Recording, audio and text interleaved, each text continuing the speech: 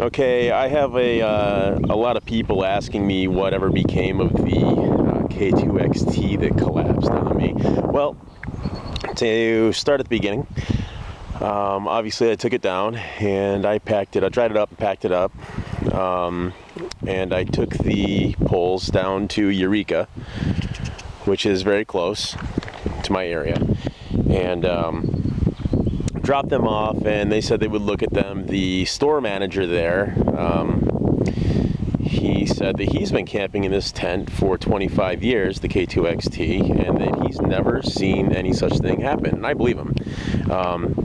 He's he seems like a very outdoorsy kind of guy, older guy, long ponytail, nice fella, and he couldn't believe what he was looking at, so he took them, and he said that he'll have the people look at them.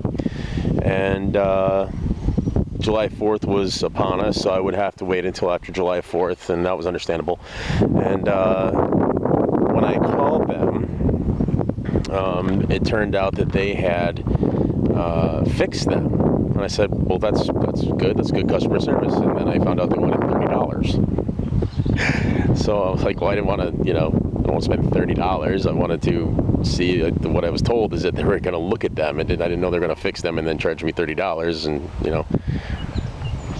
possibly hold my poles for ransom because I had the rest of the tent. I don't know what to do. So I was kind of angry about that, and because the tent collapsed under normal usage. It didn't collapse due to being set up improperly or anything like that. It was just, and the poles failed. They weren't designed to handle the 8 inches of snow that fell upon it. That's what happened. The guy the store manager there, I guess his were fine for 25 years, but mine didn't hold up. So maybe it was just my tent. I got a bad batch of aluminum. Who knows? But it's what happened. And so now that I went down and picked them up today, and as you can see, they repaired my poles, but they're all still bent. None of them are straight. So I don't know what that means. I don't know if that means they're going to be permanently weakened or not. These things should be straight. That's how they were given to me when I bought the tent. They were straight. These are all, I guess, pre-bent. And I have a little message from. After all, I just to clarify, I did call Eureka. I was put in touch with a woman named Robin, I think, who is also from the area, obviously, and she said that she was going to make it so that the $30 charge was waived, and just to come pick them up and don't worry about it.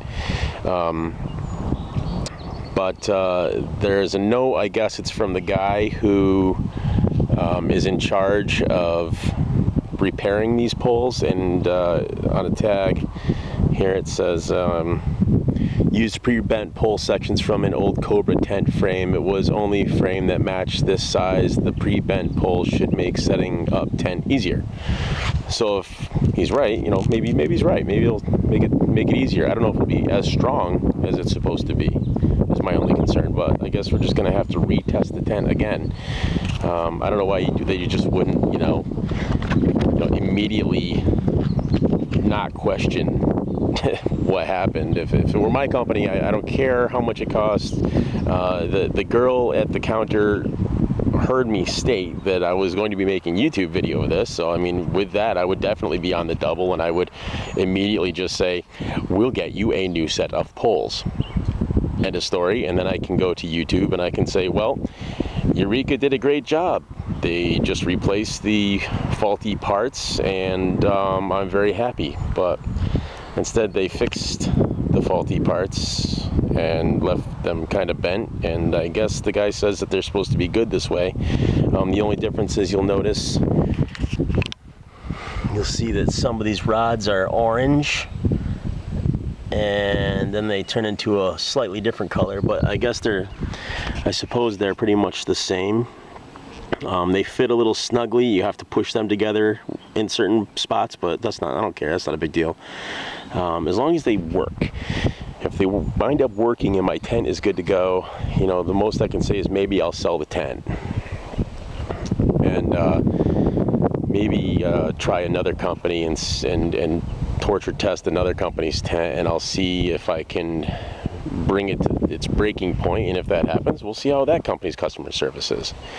If you've paid attention to my channel and all, you notice that I'm also big on guns, and in the gun community we have outstanding customer service. So maybe I'm just spoiled.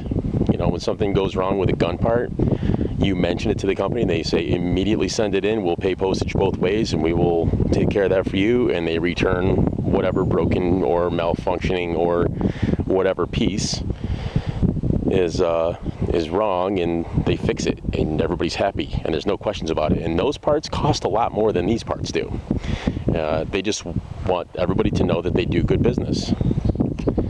Eureka wound up doing good business, but I definitely had to twist an arm to make it happen. I don't have to twist an arm to make it happen. Just give the guy new poles. I know they're probably expensive, but it's whatever it is, whatever the cost, is not worth having like a bad mark against your company in public on a review channel.